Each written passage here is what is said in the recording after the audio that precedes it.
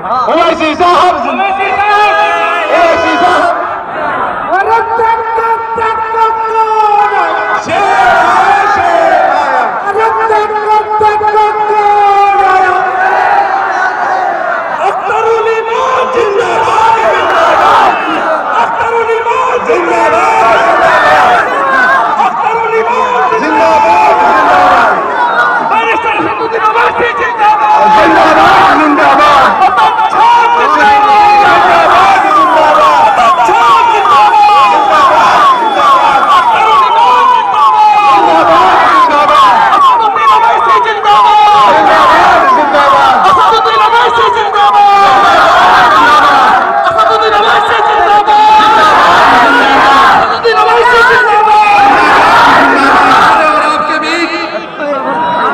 हमारे और आपके बीच शेर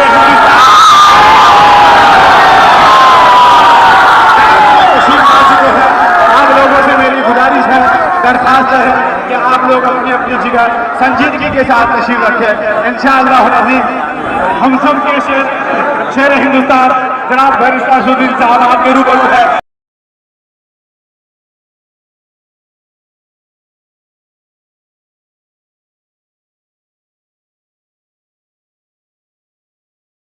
क्योंकि मोदी और बीजेपी ये कहती है कि सीमांचल में जो मुसलमान है वो घुसपैठी है, वो बांग्लादेशी है। मैंने सीमांचल को सामने रखकर, भारत के गरीब और मजलूम मुसलमान और दलितों को सामने रखकर मोदी के 300 एमपीओं के सामने पूरी पार्लियामेंट में उस कानून को फाड़ दिया और कहा कि मैं इस कानून को नहीं मानता हूं। मेरे अजीज दोस्तों और बुजुर्गों, मैं आपको बता रहा हूं जरूरी बात। असदुद्दीन ओवैसी ने सीमांचल के लालू ने मोदी से बातचीत करके नीतीश को और आरएसएस को बिहार के हवाले कर दिया। बताओ क्या जवाब दोगे उसका? तुम समझते हो कि जबान सिर्फ तुम्हारे मुंह में है? अरे जबान तुम्हारे पास होगी जो बिखरी हुई है। मगर मैं आज कह रहा हूं कि क्या तेजस्वी और लालू जिम्मेदार नहीं है बिहार में बीजेपी को लाने के लिए? बताओ आप। जादव का लीडर कौन? अरे सुनो, जादव का लीडर कौन बिहार में? लालू यादव। लालू यादव। बोलो पासवान का लीडर कौन? चिराग पासवान। बोलो मछुआरे का लीडर कौन? मल्ला का लीडर कौन? मांझी का लीडर कौन? अवैसी का अख्तुल ईमान का मजलिस का नाम मत लेना। तुम्हारा लीडर कौन? सुनो, अगर अवैसी को हटा दो, मजलिस को हटा दो, तो चौराहे का बच्चा सबका नाम जानता है, अपने बाप का नाम नहीं जानता। वही हश्र हमारा है, हम सबके लीडर का नाम जानते हैं, अपना लीडर का नाम नहीं जानते थे।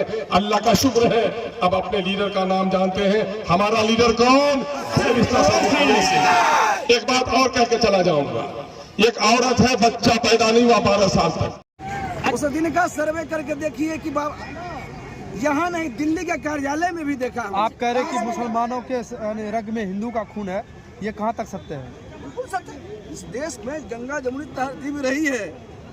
इस देश के लोग एक दूसरे से हिलते मिलते जुलते रहे हैं, एक दूसरे के दुख दर्द में साथ रहे हैं।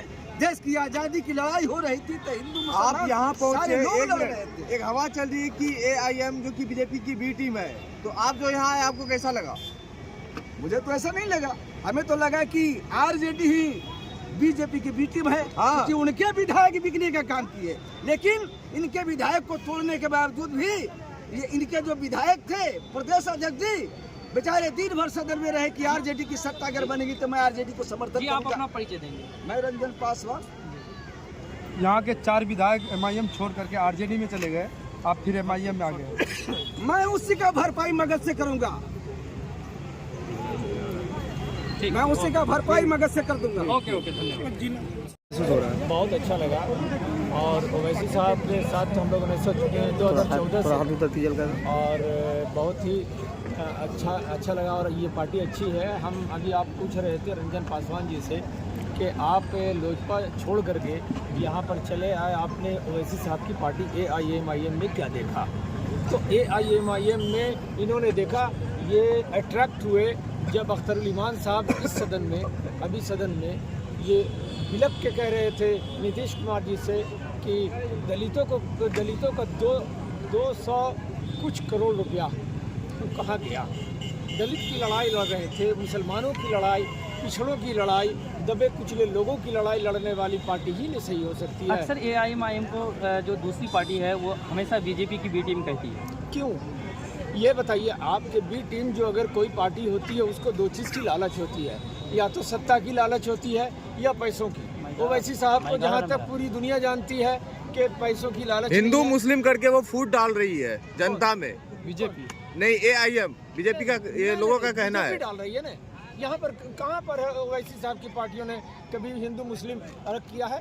आपने एक बात कहा कि दलितों का बात करते हैं अवैसी साहब, इधर तो जीतन राम मांझी भी एकदम झंडा लेकर के खड़ा है कि दलितों के पीछे, और हमने तो JDU के भी नेता चिल्ला रहे हैं। हमने तो किसी को रोका नहीं है। मांझी जी अपने ही पूरे परिवार को विधायक सांसद बनाया। हमने तो किसी को रोका भी नहीं है। आप जीतन राम जी आप अपना परिचय देंगे। मेरा नाम है जफरुल बारी पूरा नाम है, और जिला अध्यक्ष गया से। धन्यवाद।